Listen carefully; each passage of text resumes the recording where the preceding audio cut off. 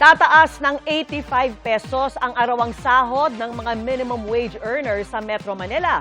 Pinakamataas na wage hike na yan para sa mga nasa pribadong sektor pero hahatiin sa dalawang bagsak. Kung kailan mabubuo ang wage hike, alamin sa pagtutok ni Mark Salazar. Sa Malabon Central Market, sa harap ng mga tinipong manggagawa, inanunsyo ni Labor Secretary Francis Tolentino ang magandang balita ng dagdag sahod. Itataas ang minimum wage sa Metro Manila ng 85 pesos kada araw. Makikinabang po ay 1.1 million daily wage earners. Tinataas po natin sa isang kasaysayang 85 pesos increase.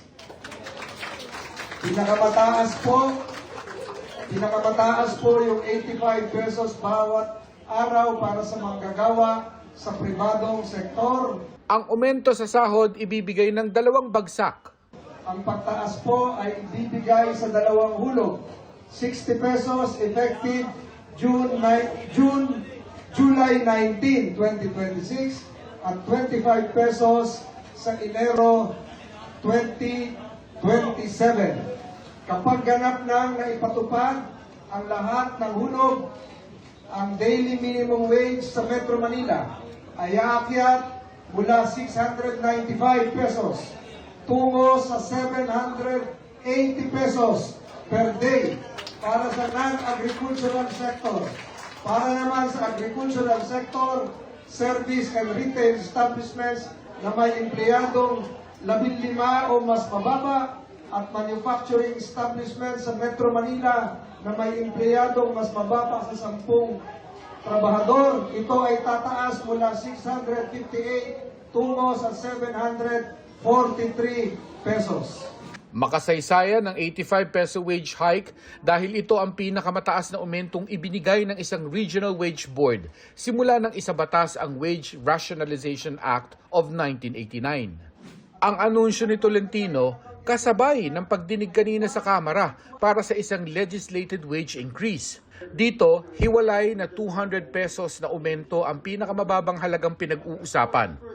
At tila hindi masaya ang mga labor groups sa anunsyo ni Secretary Tolentino.